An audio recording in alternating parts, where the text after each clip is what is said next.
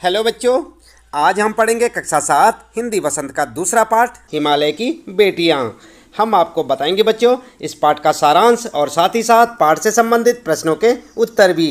तो चलिए शुरू करते हैं। सबसे पहले पढ़ लेते हैं पाठ का सारांश। यह पाठ लेखक नागार्जुन ने लिखा है, जिसमें उन्होंने हिमालय और उससे निकलने वाली नदियों के बारे में बताया है। हिमालय से बहने वाली गंगा, यमुना, सतलुज आदि नदियाँ दूर से लेखक को शांत, गंभीर दिखाई देती थी। लेखक के मन में इनके प्रति श्रद्धा के भाव थे। जब लेखक ने इन नदियों को हिमालय के कंधे पर चढ़कर देखा तो उन्हें लगा कि ये तो काफ़ी पतली हैं, जो समतल मैदानों में विशाल दिखाई देती हैं। लेखक को हिमालय की इन बेटियों की बाल लीलाओं को देखकर आश्चर्य होता है। हिमालय की इन बेटियों का न जाने कौन सा लक्ष्य है जो इस प्रकार से बेचैन होकर बह रही हैं। नदियाँ बर्फ की पहाड़ियों में, घाटियों में और चोटियों पर लीलाएं करती हैं। लेखक को लगता है कि देवदार, चीड़, सरसों, चिनार आदि के जंगलों में पहुंचकर शायद इन नदियों को अपनी बीती बातें याद आ जाती होंगी। आगे लेखक कहता है, सिंधु और ब्रह्मपुत्र दो महानदियाँ हिमालय से निकलकर समुद्र में मिल जाती हैं। हिमालय को ससुर और समुद्र को उसका दामाद कहने में भी लेखक को कोई झिझक नहीं होती। कालिदास के यक्ष ने अपने मेघदूत से कहा था कि बेतवा नदी को प्रेम का विनिमय देते जाना, जिससे पता चलता है कि कालिदास जैसे महान कवि को भी नदियों का सजीव रूप पसंद था। काका कालेलकर ने भी नदियों को लोक माता कहा है, लेकिन लेखक इन्हें माता से पहले बेटियों के रूप में देखते हैं। कई कवियों ने इन्हें बहनों के रूप में भी देखा है। लेखक तिब्बत में सतलुज के किनारे पैर लटकाकर बैठ गया। लेखक का तन और मन तरोताज़ा हो गया और लेखक गुनगुनाने लगा। तो बच्चों, ये था यहाँ पर हिमालय की बेटियाँ पाठ का सारांश। उम्मीद है कि आपको अच्छे से समझ आया होगा। आप चाहें तो सारांश को अपनी नोटबुक में भी नोट कर सकते हैं। चलिए इसके बाद जान लेते हैं इस पाठ से संबंधित प्रश्नों के उत्तर अभ्यास प्रश्न उत्तर में।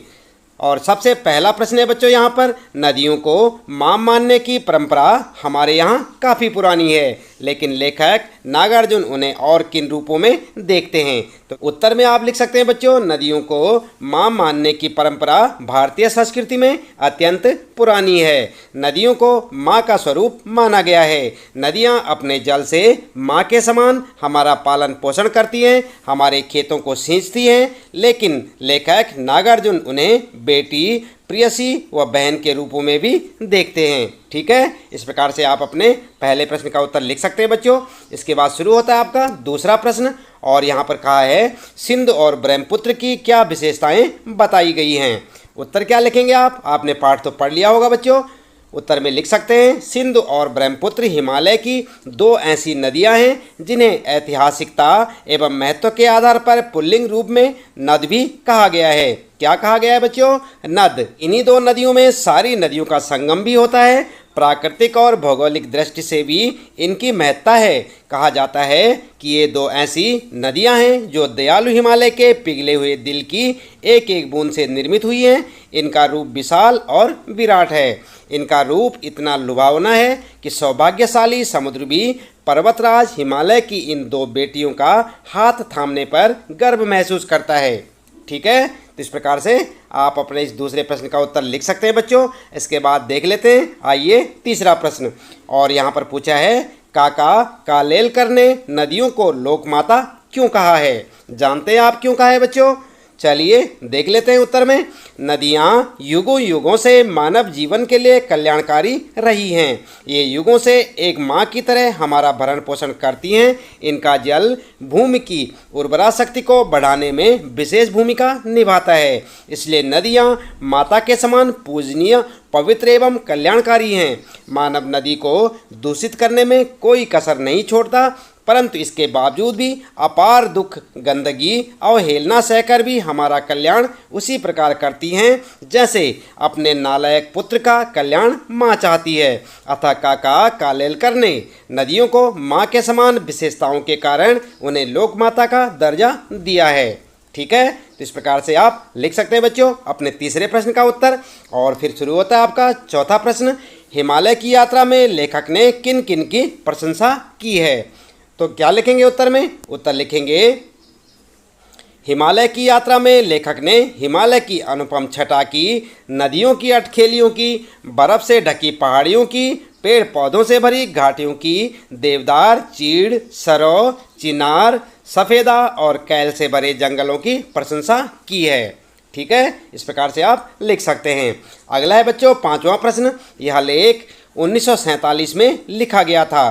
तब से हिमालय से निकलने वाली नदियों में क्या क्या बदलाव आए हैं? उत्तर में लिखेंगे हिमालय से निकलने वाली नदियां अब अपनी पवित्रता और मूल रूप को प्रदूषण के कारण खो चुकी हैं। मैदानी क्षेत्रों में आते आते शहरों की गंदगी इस हद तक मिल जाती है कि स्वच्छता का नामो निशान मिट जाता है। गंगा, यमुना जैसी नदियां इसका ज्वलंत उदाहरण हैं। है ना बच्चों? आपने देखा होगा नदियों में लोग प्रदूषित जल या गंदगी फेंक देते हैं। ठीक है, इसके बाद बच्चों अगला प्रश्न है यहाँ पर प्रश्न नंबर 6।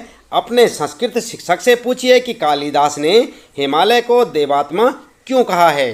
तो जानते हैं बच्चों कालिदास ने हिमालय को देवात्मा क्यों कहा? नहीं जानते? चलिए कोई बात नहीं, उत्तर में आप लिख सकते हैं हिमालय में देवताओं का वास होने के कारण कालिदास ने हिमालय को देवात्मा कहा है। आज भी हिमालय भगवान शिव का वास स्थान के नाम से जाना जाता है। ठीक है, इस प्रकार से आप लिख सकते हैं।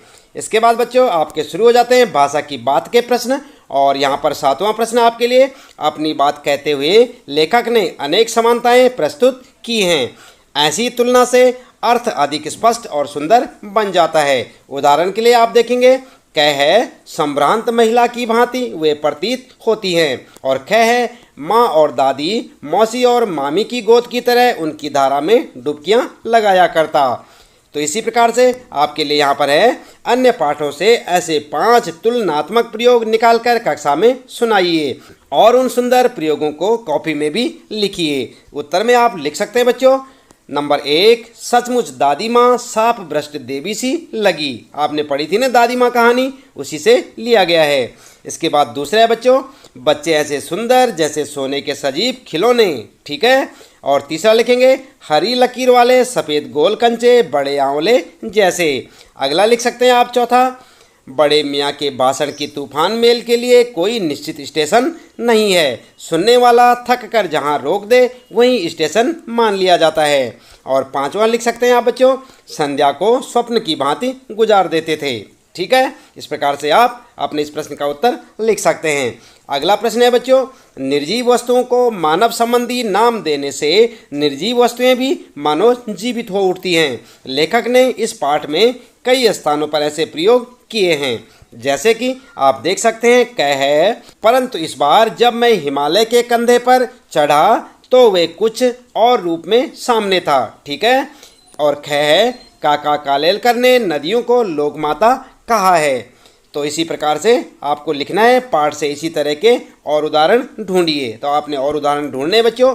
उत्तर में आप किस प्रकार से लिखेंगे? उत्तर लिख सकते हैं नंबर 1, नदियां संभ्रांत महिला की भांति प्रतीत होती थी। दूसरा लिख सकते हैं जितना कि हिमालय की गोद में बच्चियां बनकर ये कैसे खेला करती हैं।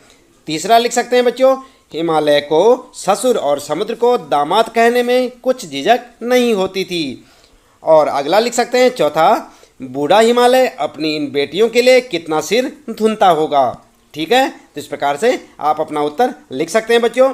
फिर आता है आपका अगला प्रश्न, और यहाँ पर पूछा है पिछली कक्षा में आप विशेषण और उसके भेदों से परिचय प्राप्त कर चुके हैं। आपने पढ़े थे बच्चों पिछली कक्षाओं में विशेषण और उसके भेद पढ़े थे।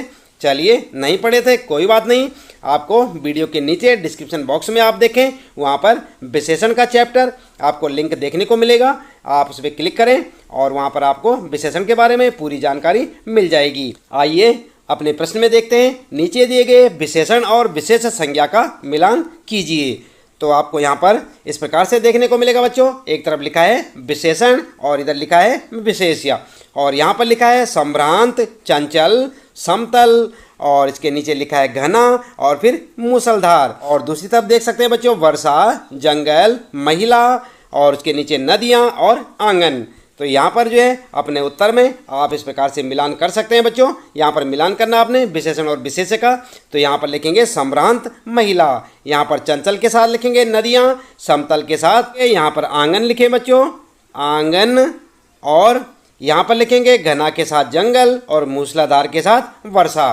क्या समझे आप? संभ्रांत महिला, चंचल नदियाँ, समतल आंगन और घना जंगल और मूसलाधार वर्षा। तो इस प्रकार से आपका विशेषण और विशेष्य का मिलान हो जाएगा। इसके बाद बच्चों 10वां प्रश्न है, द्वंद्व समास के दोनों पद प्रधान होते हैं। इस समास में और शब्द का लोप हो जाता है। किस शब्द का लोप होता है? और शब्द का। ठीक है, आप ध्यान दें, द्वंद्व समास के दोनों पद प्रधान होते हैं। इस समास में और शब्द का लोप हो जाता है, जैसे राजा रानी। तो यहाँ पर क्या था? और, राजा और रानी। ठीक है, तो राजा रानी द्वंद्व समास है, जिसका अर्थ है राजा और रानी। पाठ में कई स्थानों पर द्वंद्व समासों का प्रयोग किया गया है। इन्हें खोजकर वर्णमाला क्रम यानी शब्दकोश शैली में लिखिए। तो आप देख सकते हैं बच्चों, उत्तर में आप लिखेंगे छोटी बड़ी यानी कि छोटी और बड़ी, दुबली पतली यानी कि दुबली और पतली, नंग धड़ंग यानी कि नंग और धड़ंग, और माँ और बाप। ठीक है, तो माँ बाप। इस प्रकार से आपका उत्तर हो जाएगा। इसके बाद बच्चों अगला है यहाँ पर प्रश्न 11वां, नदी को उल्टा लिखने से दीन होता है। क्या होता है? नदी को अगर हम उल्टा लिख दें तो क्या बनेगा? दीन, जिसका अर्थ होता है गरीब। दीन का अर्थ क्या होता है? गरीब। आप भी 5 ऐसे शब्द लिखिए जिसे उल्टा लिखने पर सार्थक शब्द बन जाए। प्रत्येक शब्द के आगे संज्ञा का नाम भी लिखिए, जैसे नदी का दीन। ठीक है, तो इस प्रकार से आपको यहाँ पर जो है बनाना है बच्चों। उत्तर के लिए आप क्या करेंगे, एक टेबल सी बना लें इस प्रकार से, जैसे कि आपको यहाँ पर दिखाई दे रही है, और यहाँ पर लिखेंगे नव। इसका नव का उल्टा क्या हो जाएगा? वन। नव का उल्टा क्या होगा? वन, और ये होगा जातिवाचक संज्ञा। राम, तो उल्टा क्या हो जाएगा? मरा। राम का उल्टा क्या हो जाएगा? मरा, और यहाँ पर ये हो जाएगी भाववाचक संज्ञा।